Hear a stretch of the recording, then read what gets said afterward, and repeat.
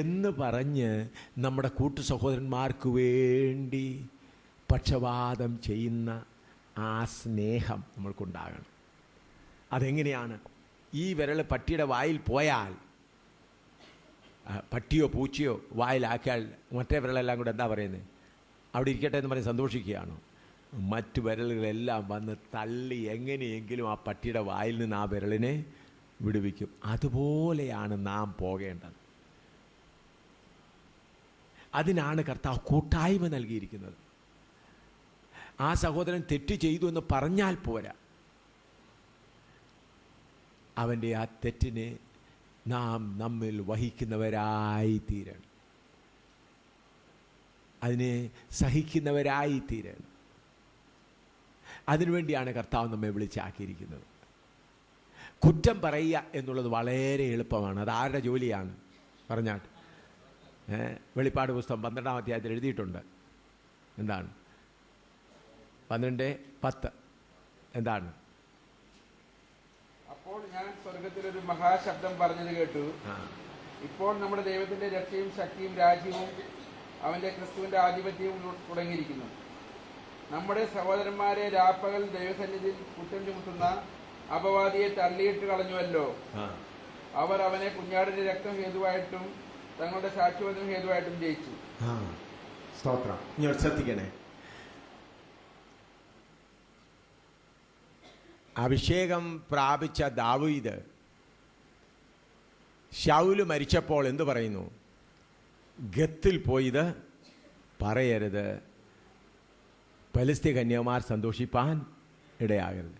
എന്നാൽ ഇന്ന് ദൈവസഭകളിൽ ഒരു സ്വഭാവം കടന്നു വന്നിരിക്കുകയാണ്. മറ്റുള്ളവർ കുറ്റം പറഞ്ഞാൽ അവർ നന്നാകുമെന്നാണ് വിചാരിക്കുന്നത്. അത് പരസ്യമാക്കിയാൽ അവർ നന്നാകും. പരസ്യമാക്കിയാൽ ഒരു കാലത്തും നന്നാകുകയില്ല. പരസ്യമാക്കുന്നവർ ആരുടെ ശമ്പളക്കാരൻ്റെ ലിസ്റ്റിലാണ്? ആരുടെ? ആ ശുശ്രൂഷ അവരെ ഏൽപ്പിച്ചത് ആരാണ്? സാത്താനാണ് അവരെ ആ ശുശ്രൂഷ ഏൽപ്പിച്ചിരിക്കുന്നത്. അവരാ ശുശ്രൂഷ ചെയ്യട്ടെ, അവർ സാത്താനോട് ഒരു ശമ്പളം വാങ്ങിക്കൊള്ളട്ടെ. എന്നാൽ നമ്മൾക്ക് ചെയ്യേണ്ടത് എന്താണ്? മറ്റുള്ളവൻ്റെ പാപം നമ്മളെന്ത് ചെയ്യുക? നമ്മളെന്ത് ചെയ്യണം? നമ്മുടെ മേൽ വഹിക്കണം. സ്തോത്രം. അതാണ് ദൈവസ്നേഹം, ആ ക്രിസ്തുവിൻ്റെ ശരീരമാകുന്ന സ്നേഹം. അപ്പോൾ നിങ്ങൾ ചിലർ ഇപ്പം ഈ കാലത്ത് സാത്താൻ ചെയ്ത്, ഞാൻ ദൈവസഭയെ ആത്മാവിൽ ഇങ്ങനെ വീക്ഷിക്കുമ്പോൾ കാണുന്നത്, ചിലരെന്താണ് മറ്റുള്ളവരുടെ കുറ്റം പറഞ്ഞ് ഞാൻ വിശുദ്ധനാണെന്ന് തന്നെത്താനെ അങ്ങ് ഒരു തോന്നൽ പോലെ അങ്ങ് വന്നിരിക്കുകയാണ്. ഓ, എന്നിൽ ആ കുറ്റമില്ല, ഈ കുറ്റമില്ല, മറ്റുള്ളവരെല്ലാം കുറ്റക്കാരാണ്. ഇതെല്ലാം സാത്താന്യമാണ്. ഇത് ദൈവിക പ്രകാരമല്ല, ദൈവനിർത്തന പ്രകാരമല്ല. ഈ പൊളിറ്റിക്കൽ പാർട്ടീസിലുണ്ട് ഓരോരുത്തരുടെ കുറ്റങ്ങളൊക്കെ ഓരോരുത്തരും ഇങ്ങനെ പത്രങ്ങളിൽ എഴുതുകയൊക്കെ ചെയ്ത്, അപ്പം പൊളിറ്റിക്കൽ ശുദ്ധീകരണത്തിന് അത് നല്ലതാണ്. എന്നാൽ ദൈവസഭയുടേത് നേരെ തിരിച്ചാണ്. ദൈവസഭയിൽ നിൻ്റെ സഹോദരന് ഏതെങ്കിലും കുഴപ്പം വന്നിട്ടുണ്ടെങ്കിൽ, ഏതെങ്കിലും നിനക്കറിയാമെങ്കിൽ, നീ ആദ്യം നേരിട്ട് അവൻ്റെ അടുക്കൽ ചെല്ലണം. കർത്താവ് പറഞ്ഞത് അങ്ങനെയാണ്. നിൻ്റെ അടുക്കൽ ചെല്ലണം, അവരോട് നേരിട്ട് പറയണം. എനിക്കങ്ങനെ അനുഭവം ഉണ്ടായിട്ടുണ്ട്. ചില കർത്താവിൻ്റെ ദാസന്മാരോട് ചില കാര്യങ്ങൾ പറയണം മനസ്സിലായപ്പോൾ ഞാൻ അവധിയെടുത്ത് യാത്ര ചെയ്ത് അവരുടെ ഭവനത്തിൽ ചെന്ന് അവരേകരായിരിക്കുമ്പോൾ അവരോട് സംസാരിച്ചിട്ടുണ്ട്. അങ്ങനെ സംസാരിക്കുമ്പോഴെല്ലാം അവർ പലരും പ്രായമുള്ളവരാണ്. ഒരു അപ്പച്ചൻ എന്നെ കെട്ടിപ്പിടിച്ച് കരഞ്ഞുകൊണ്ട് പറഞ്ഞു, ശ്യാമലകുട്ടി, ഞാൻ ഇത്ര വർഷമായി കർത്താവിൻ്റെ വേലയിലായി, നിന്നെപ്പോലെ ഇങ്ങനെ വന്ന് എൻ്റെ കാര്യം പറഞ്ഞു ഒരു കർത്താവിൻ്റെ ദാസന്മാരെ ഞാൻ കണ്ടിട്ടില്ല. കുമ്മനാട് കൺവെൻഷൻ നടന്നുകൊണ്ടിരിക്കുകയായിരുന്നു. കുമ്മനാട് കൺവെൻഷൻ നടന്നുകൊണ്ടിരിക്കുമ്പോൾ ഞാനൊരു അപ്പച്ചനെ ദൈവത്തിൻ്റെ ആത്മാവ് പുറകിൽ വിളിച്ചുകൊണ്ട് പോയിട്ട് ഞാൻ പറഞ്ഞു, അപ്പച്ച, കർത്താവിൻ്റെ ദാസനെ ഞാൻ അപ്പച്ച എന്നാണ് വിളിക്കുന്നത്. അപ്പച്ച, എനിക്ക് ദൈവാത്മാവ് ഇങ്ങനെ വെളിപ്പെടുത്തി ഈ കാര്യത്തിൽ അപ്പച്ചൻ ക്രമീകരിക്കണമെന്നുണ്ടല്ലോ. ഞാൻ കരഞ്ഞുകൊണ്ട് അപ്പച്ചനെ കസേരയിലിരുത്തി ഞാൻ താഴെ ഇരിക്കുകയാണ്. താഴെ നിലത്ത്, വെറും നിലത്ത്. ഞാനൊരു കസേര വലിച്ചുകൊണ്ട് പോയി, 2 കസേര വലിച്ചുകൊണ്ട് പോയില്ല. ഇവിടെ തകർപ്പൻ യോഗം നടന്നുകൊണ്ടിരിക്കുക. സ്റ്റേജിലിരിക്കുന്ന അപ്പച്ചനെ വിളിച്ചുകൊണ്ട് ഞാൻ സ്റ്റേജിലിരിക്കുന്ന കർത്താവിൻ്റെ ദാസന്മാരിരിക്കുന്നതിൽ ഒരാളെ വിളിച്ചുകൊണ്ട് പുറകിൽ കൊണ്ടുപോയി. ഞാൻ ആളുടെ പേര് പറയുകയില്ല, പുറകിൽ കൊണ്ടുപോയി. അവിടെ ചെന്നിടത്ത് ഞാൻ പറഞ്ഞു, അപ്പച്ചാന്ന് തന്നെയാണ് ഞാൻ പറഞ്ഞത്. താഴെ ഇരുന്ന് എനിക്കൊന്ന് അവിടെ നിന്ന് കരയാൻ തുടങ്ങി. പിന്നെ പൊട്ടിക്കരഞ്ഞു ശ്യാമിൽ കുട്ടി. ഇങ്ങനെ കുറച്ച് പേരുണ്ടായിരുന്നെങ്കിൽ ദൈവസഭ വിശുദ്ധമായി തീർന്നേനെ. ഞങ്ങൾ കുറച്ച് നേരം പ്രാർത്ഥിച്ച് ചുംബിച്ചു. എത്ര സന്തോഷമായിരുന്നറിയാം. എന്നെ ചുംബിച്ചുകൊണ്ട് എന്നെ വിടാൻ മനസ്സില്ല. പിന്നെ പറഞ്ഞു, നിന്നെ എല്ലാവരും ഒന്ന് നീ ആരാണെന്ന് മനസ്സിലാക്കിയെങ്കിൽ എത്ര നന്നായിരുന്നു. ഞാൻ പറഞ്ഞു, അതിൻ്റെ ഒന്നും ആവശ്യമില്ല. കർത്താവ് എന്നോട് പറഞ്ഞത് ഞാൻ വന്ന് പറയുവാനിടയായി. അങ്ങനെ പറയുമ്പോൾ അവർക്കെത്ര തണുപ്പ് തോന്നും. ഹല്ലേലൂയ. അവർക്കെത്ര തണുപ്പ് തോന്നും. അതുപോലെ ഒരു പ്രാവശ്യം ചർച്ച് ഓഫ് ഗോഡിൻ്റെ ഒരു പ്രധാനപ്പെട്ട ലീഡർ, അന്നത്തെ ലീഡർ, പേര് ഞാൻ പറയില്ല, ദൈവത്തിൻ്റെ ആത്മാവ് പറഞ്ഞു, ഞാൻ മുളക്കഴപ്പോയി. യോഗങ്ങളുടെ എല്ലാം ഇടയ്ക്ക് ഞാൻ മുളക്കഴപ്പോയി. ഞാൻ അറിയിച്ചു ഞാൻ വരുന്നുള്ളൂ. ഞാൻ രാത്രി യോഗം കഴിഞ്ഞ് രാത്രിയിലേ വരത്തുള്ളൂ. കാരണം ഞാൻ വന്നെന്ന് ആരും അറിയരുത്. രാത്രിയിൽ മുളക്കഴ അവിടെ പോയി. 1 മണിക്ക് അദ്ദേഹത്തിൻ്റെ ഭവനത്തിലിരുന്ന് കാര്യങ്ങൾ പറഞ്ഞപ്പോൾ പൊട്ടിക്കരയുക. ഹല്ലേലൂയ. പൊട്ടിക്കരയുക. പറഞ്ഞിട്ട് പറഞ്ഞു, ബ്രദറെ, നീ തന്ന ആശ്വാസം ഞാൻ ഒരിക്കലും മറക്കുകയില്ല. എൻ്റെ മുറിവിനെ നീ നല്ലവണ്ണം കെട്ടിയല്ലോ. ദൈവം നിന്നെ അയച്ചല്ലോ. ഞാൻ എന്തിനാ രാത്രിയിൽ പോയത്? ഞാൻ വന്നു പറഞ്ഞു എന്നുള്ളത് ആരും അറിയരുത്. നിങ്ങൾ എത്ര പറഞ്ഞാലും ഞാൻ കർത്താവിൻ്റെ ദാസൻ്റെ പേര് പറയത്തില്ല. ഞാൻ പറയുന്നത് ഇതാണ് ദൈവജനപ്രകാരമുള്ള ശുശ്രൂഷ. അതിന് കുറച്ച് മുതൽ മുടക്കുണ്ട്. അത് പരസ്യമാക്കുന്നതല്ല. അപ്പോൾ ഒരു സഹോദരൻ പാപം ചെയ്തെന്നല്ല, അവന് വേണ്ടി എന്ത് ചെയ്യണം? അപേക്ഷിക്കണം. അപേക്ഷിക്കാൻ നമ്മുടെ ഉള്ളിൽ എന്തുണ്ടായിരിക്കണം? സ്നേഹം ഉണ്ടാണ്. ഇനിയും 1 യോഹന്നാൻ 4:16 വായിച്ചാൽ, ആദ്യം 5:16 വായിച്ചു, ഇനി 4:16.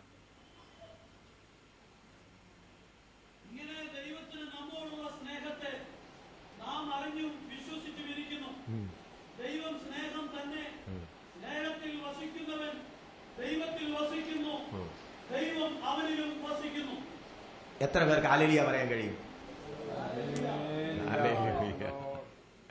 സ്നേഹത്തിൽ വസിക്കുന്നവൻ ദൈവത്തിൽ വസിക്കുന്നു, ദൈവം അവനിലും വസിക്കുന്നു. ഹല്ലേലൂയ.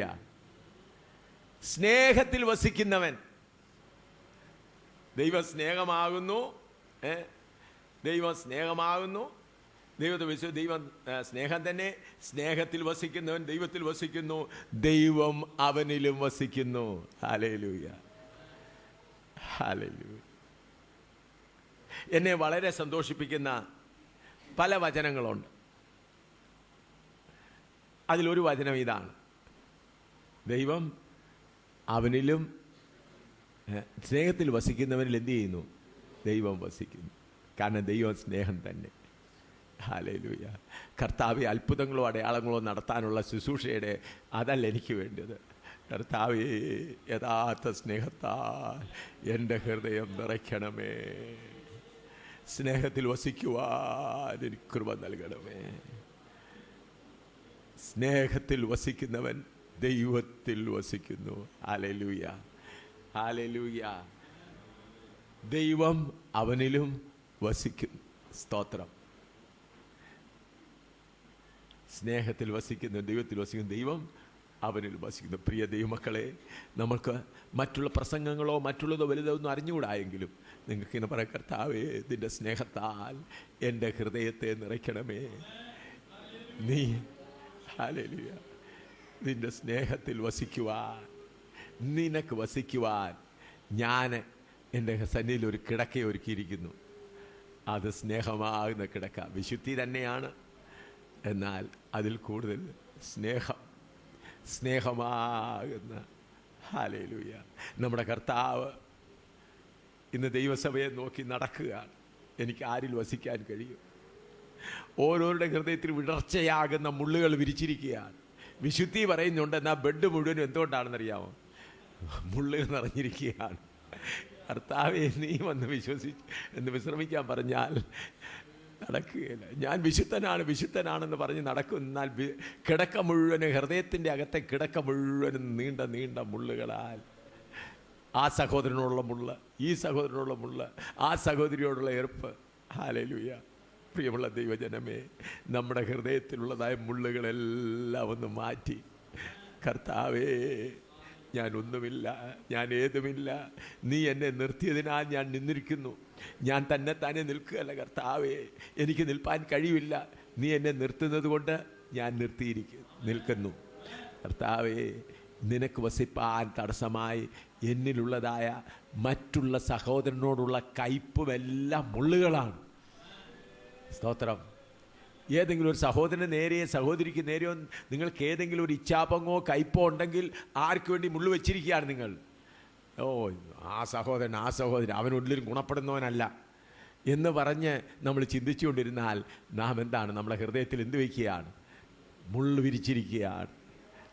എന്നാൽ കർത്താവേ, ആ സഹോദരൻ വീണു എഴുന്നേറ്റു എന്ന് നീ അവനൊരു ബലം കൊടുക്കും എന്ന് കരയാമെങ്കിൽ കർത്താവ് നിന്നിൽ വസിക്കും.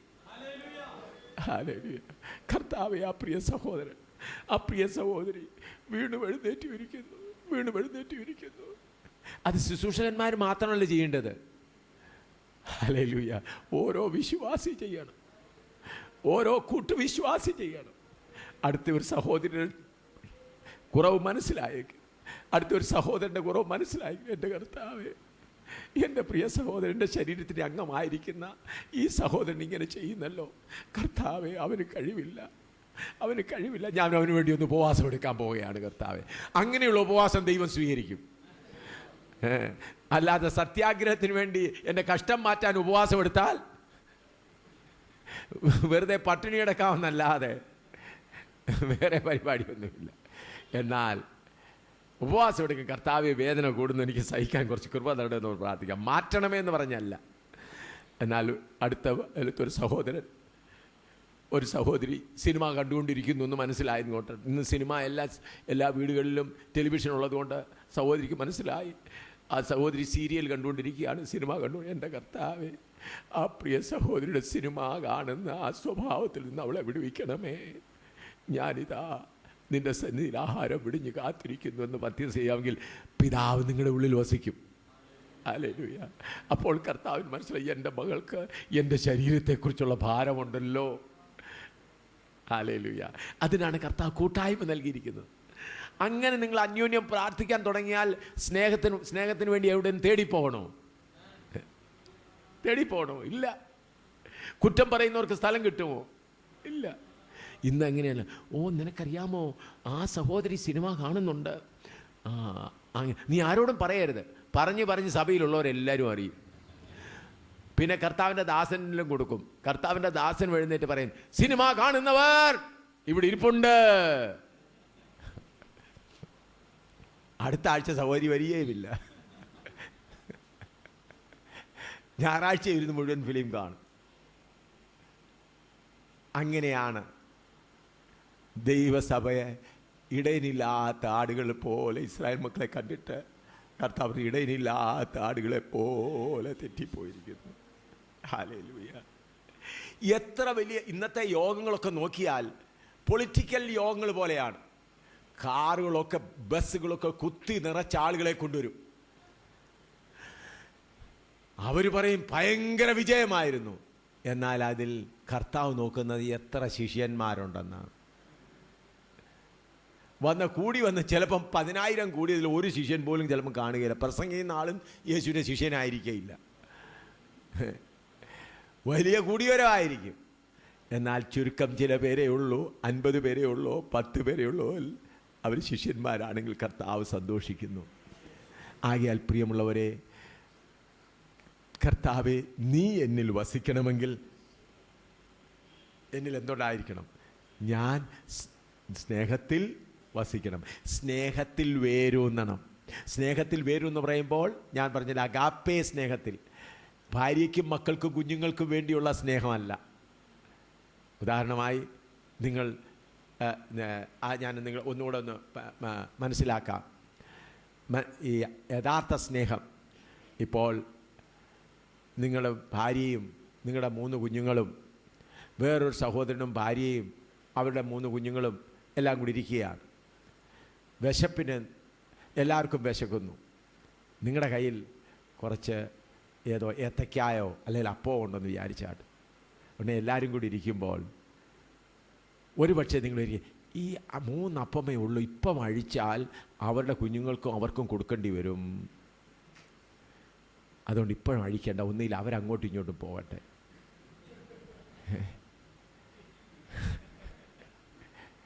എന്നാൽ ദൈവസ്നേഹം ഉണ്ടെങ്കിൽ എന്തു ചെയ്യും? കുഞ്ഞുങ്ങളെ നമ്മൾ ഒത്തിരി കഴിച്ചതാണ്, അവരെ കഴിപ്പിക്കാൻ നമുക്ക്. അതാണ് ദൈവസ്നേഹം. തൻ്റെ സ്വന്തം ഭാര്യ വിശന്നിരുന്നാലും പ്രിയ സഹോദരി ദൂരെ ഇരിക്കുന്നു, അവൾ ആഹാരം കഴിക്കട്ടെ. ഞങ്ങളുടെ കുഞ്ഞുങ്ങൾ പട്ടിണി കിടക്കുന്നു, അവർക്ക് വിശപ്പുണ്ടെങ്കിലും ഞങ്ങളുടെ കുഞ്ഞുങ്ങൾ വീട്ടിൽ നിന്ന് ആഹാരമുണ്ട്. ഇവരിന്ന് രാവിലെ കഴിച്ചതാണ്, ഇവർക്ക് ആഹാരം കൊടുക്കുക. അതാണ് അഗാപ്പേ സ്നേഹം. അഗാപ്പേ സ്നേഹത്തിൽ വരുമ്പോൾ വസ്ത്രങ്ങളായാലും മറ്റുള്ളവർക്ക് സാരി മേടിച്ച് ചോദിക്കേണ്ട ആവശ്യമില്ല. ഓ, എൻ്റെ ഭാര്യയ്ക്ക് ഞാൻ എപ്പോഴും സാരി മേടിച്ചു കൊടുക്കുക, ഇന്ന് ഇപ്പോഴിതല്ല. ഭാര്യയോട് പറയണം, ഈ സാരി കൊണ്ട് ആ സഹോദരി കൊടുത്തേക്കണം. ആ സഹോദരി പറഞ്ഞിട്ടല്ല, അത് കാണുമ്പോഴേ ആ സഹോദരി, അയ്യോ എനിക്കെന്തിനാ സാരി? ഇല്ല സഹോദരി, നിനക്കിത് ഉണ്ടായാൽ മതിയാകും. അങ്ങനെ ദൈവസ്നേഹം വർദ്ധിച്ചു കഴിയുമ്പോൾ നമ്മൾ ഒരു ശരീരമായി നിൽക്കുകയും, ഹല്ലേലൂയ, ഒരല്ലേലൂയ പറയുമ്പോൾ എല്ലാവരും ഒന്നിച്ചാമേൻ പറയുന്ന ആ ഏക ശരീരത്തിൻ്റെ അനുഭവം ഉണ്ടായിരിക്കും. ഹല്ലേലൂയ. കർത്താവ് വരാറായി. ഈ സ്നേഹം വെളിപ്പെട്ടേ മതിയാകുള്ളൂ. ഈ സ്നേഹം വെളിപ്പെട്ടേ മതിയാകുള്ളൂ. വടക്കേണ്ടിയിൽ ഞങ്ങളത് കാണുന്നു. കാരണം അവരെല്ലാം പുതുതായി രക്ഷിക്കപ്പെട്ട് വന്നവരായതുകൊണ്ട് നിങ്ങളെപ്പോലെ ഇത്രത്താളം കർത്താവിൻ്റെ സന്നിധിയിൽ നടന്ന് തളർന്നവരല്ല. പുതുതായിട്ട് ഇങ്ങോട്ട് വന്നതുകൊണ്ട് ആ സ്നേഹത്തിലങ്ങ് നിൽക്കുകയാണ്. നിങ്ങളിപ്പോൾ വന്ന് കുറച്ച് തളർന്ന് ഇപ്പോൾ സ്വന്തം സ്നേഹത്തിൽ കൂടുതലായിരിക്കുകയാണ്. ഞാനിങ്ങനെ പറയുന്നതിൽ നിങ്ങൾ തെറ്റിദ്ധരിക്കരുത്. രോഗം എന്താണെന്ന് പറയാതെ സൗഖ്യം ഉണ്ടാകുകയില്ലല്ലോ. ഞാൻ എന്തുകൊണ്ട് നിങ്ങളെക്കുറിച്ച് പുകഴ്ത്തി പറഞ്ഞേച്ചു പോയാൽ കാര്യമാകുകയില്ല. ഞാനിങ്ങനെ പറയുമ്പോൾ നിങ്ങൾക്ക് മുറിവുണ്ടായാലും സൗഖ്യം ഉണ്ടാവും. ഹല്ലേലൂയ. തമ്മിൽ സ്നേഹം ഉണ്ടാകും. തമ്മിൽ. ഹല്ലേലൂയ. ഹല്ലേലൂയ. കർത്താവ് എത്രമാത്രം അത് ആഗ്രഹിക്കുന്നു. ദൈവമക്കൾ ഏത് ഗ്രൂപ്പായിരുന്നാലും ഉപദേശ ഐക്യമുള്ളവർ, ക്രിസ്തുവിൻ്റെ ശരീരമാകുന്ന സഭയുടെ അംഗമായിരിക്കുന്നവർ തമ്മിൽ അവരുടെ ബാനറൊന്നും നോക്കാതെ തമ്മിൽ ഇത് IPC ആയിക്കൊള്ളട്ടെ, ഇത് ഷാരോൻ ആയിക്കൊള്ളട്ടെ, അല്ലെങ്കിൽ ഇത് അസംബ്ലീസ് ഓഫ് ഗോഡ് ആയിട്ട് ഇത് IPC ആയിക്കോട്ടെ. ഇപ്പം 5 വിരലാണ്, ശ്രദ്ധിച്ചാട്ടെ. 5 വിരള. ഒന്ന് IPC, ഒന്ന് ഷാരോൻ, ഒന്ന് അസംബ്ലീസ് ഓഫ് ഗോഡ്, ഒന്ന് ചർച്ച് ഓഫ് ഗോഡ്, ഒന്ന് ഇൻഡിപെൻഡൻറ്റ്. ഇത് 5ഉം കൂടെ കൂടി വേണം ഈ പുസ്തകം എടുക്കാൻ. ഹല്ലേലൂയ.